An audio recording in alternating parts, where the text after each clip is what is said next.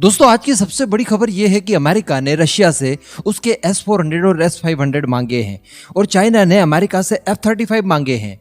और इतना तो छोड़ दीजिए, पाकिस्तान ने रिसेंटली डिमांड की है भारत और इजराइल से कि वो अपना बराकेट पाकिस्तान को दे दे। क्या बोला तूने? भाई मैं बिल्कुल सही बोल रहा हूँ, इसमें किसी तरह की कोई मजाक मैं नहीं कर रहा हूँ।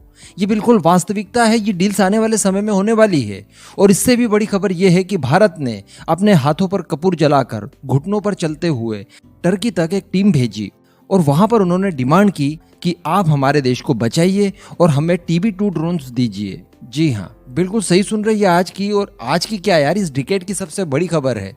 और ये सारी कुछ चीजें हम लोग बिल्कुल कुछ ही समय में होते हुए देख भी पाएंगे। भारत TB2 ड्रोन का इस्तेमाल करना चाहता है, पाकिस्तान भारत इजराइल का बराकेट इस्तेमाल करना चाहता है, अमेरिका S-400 और चाइना F-35। अरे कहना क्या चाहते हो? देखिए वो कैसे, मैं आपको आगे बताता हूँ। दोस्तों इस समय टर्की के ड्रोन्स की बात की जाए यानी TB2 ड्रोन्स की, तो कुल 10 देश और ऐसे हैं जो कि नियर फ्यूचर इन्हें खरीद सकते हैं। कुछ देश पहले ही खरीद चुके हैं तो कुछ देशों ने इसका युद्ध में इस्तेमाल भी किया है। अगर बात की जाए खुद टर्की की, तो उन्होंने कुर्दों के खिलाफ सीरिया में इसका बखूबी इस्तेमाल किया, काफी हद तक उन्हें सक्सेस भी मिली। हालांकि रशिया के पेंसिर एयर डिफेंस सिस्टम के सामने इनकी उतनी ज्यादा बिसात नहीं है। दूसरी बात की जाए तो अजरबैजान ने भी इनका इस्तेमाल किया आर्मेनिया के खिलाफ और काफी हद तक उन्हें सफलता मिली भी। साथ ही यूक्रेन रशिया के वॉर में यूक्रेन द्वारा भी इनका इस्तेमाल किया गया। तो कहने का मतलब टर्किश TB2 ड्रोन जो है वो इस समय काफी पॉपुलर हो रहा है। इसके पीछे का कारण है इसमें इस्तेमाल किए जाने वाले कलपुर्जे, जो कि काफी मैक्सिमम क्वांटिटी में है, वो वेस्टर्न कंट्रीज द्वारा लिए गए हैं और वो काफी अच्छी क्वालिटी के हैं। दूसरी बात, मैंने आपको एक दिन वीडियो बनाकर बताया था कि जो टर्किश ड्रोन है वो आपको $1 मिलियन से भी कम कीमतों पर बड़ी आसानी से अवेलेबल है और टर्की के पास भी वैसे ही बेचने के लिए रह देकर यही एकमात्र उपकरण है। तो जो भी कस्टमर उन्हें मिलता है तो ये लोग काफी फास्ट ट्रैक डिलीवरी भी कर रहे हैं। तो एक कारण ये है कि टर्किश TB2 ड्रोन काफी पॉपुलर हो रहे हैं। अभी आप जानते हैं कि पाकिस्तान और टर्की के बीच में कितनी ज्यादा अच्छी रिलेशनशिप है, लेकिन हमने देखा गया है कि पाकिस्तान का समर्थन टर्की द्वारा आंख मूंद कर किया जाता है और भारत के अंदर कश्मीर मुद्दे को लेकर या किसी दूसरे आंतरिक पॉलिटिक्स को लेकर टर्की द्वारा बार बार इंटरफेयर किया जाता है, जिसका भारत कई अलग अलग मंचों से विरोध भी कर चुका है। और इस समय भारत भी टर्की को इसका बदला लेने के लिए लीबिया वाले मामले पर घेरने की कोशिश कर रहा है UN में। ये सारी बातें हमारे सामने हैं। अब ऐसी परिस्थिति में हुआ कुछ ऐसा कि जो TB2 ड्रोन बनाने वाली कंपनी है उसके जो CEO हैं, जो कि सन इन लॉ भी है एर्दोगान के, एर्दोगान जो कि टर्की के राष्ट्रपति है, उनके सन इन लॉ की ही कंपनी है जो कि TB2 ड्रोन बनाती है और इनका नाम है हलुक बेराक्टार। जी हाँ, जो कुछ भी नाम है, लेकिन ये एर्दोगान के सन इन लॉ है और TB2 ड्रोन बनाने का काम इन्हीं की कंपनी के पास है। अब इनसे दरअसल एक इंटरव्यू के दौरान पत्रकार ने पूछा TB2 ड्रोन के मामले में, तो इन्होंने TB2 ड्रोन की पहले काफी तारीफें की। अच्छी बात है, अपना खुद का प्रोडक्ट है, उसकी जितनी तारीफ की जाए, जितनी मार्केटिंग की जाए उतना कम है। लेकिन फिर आगे उनसे क्वेश्चन किया गया कि क्या आप इन्हें भारत को सौंपेंगे? भारत अगर इनकी डिमांड करेगा तो आप भारत को ये ड्रोन बेचने के लिए तैयार होंगे? क्योंकि हम सभी जानते हैं कि पाकिस्तान इसका यूजर है।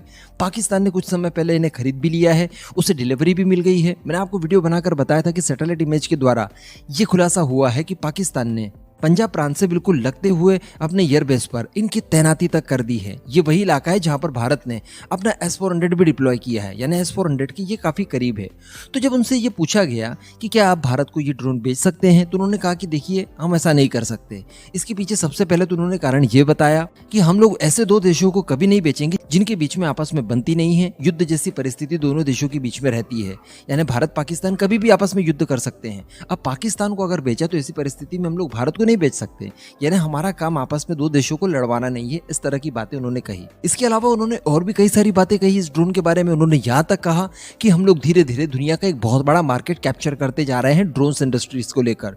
और उन्होंने यहाँ तक दावा किया कि जो इस समय उनका काफी करीबी दोस्त है यानी चाइना, उनके ड्रोन्स का मार्केट भी कहीं ना कहीं इसने कैप्चर करना शुरू कर दिया है और आने वाले समय में इसका फैलाव और ज्यादा देशों तक फैलेगा।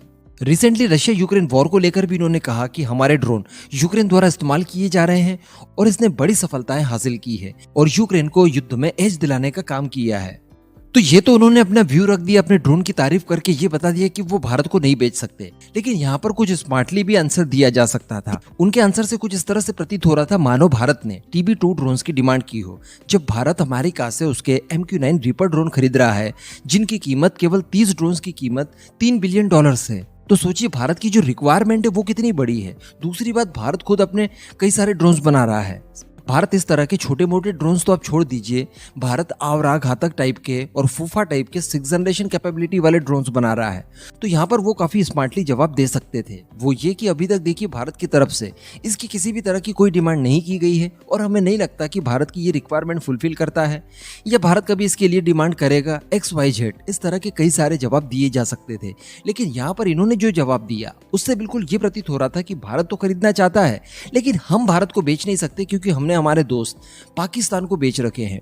कितने तेजस्वी लोग हैं हमारे पास, कितने शानदार विचार रखते हैं जी। और भारत को बेचकर हम लोग पाकिस्तान के साथ किसी भी तरह का डबल क्रॉस नहीं कर सकते। तो जवाब में फर्क होता है। आई होप कि ये पहले होमवर्क करेंगे और होमवर्क के लिए ये एस जयशंकर साहब के विदेशों में दिए गए अपने जवाबों को, अपने भाषणों को जरूर सुनेंगे और उनसे सीखते हुए आने वाले समय में कुछ स्मार्ट आंसर किया करेंगे उन्हीं की तरह।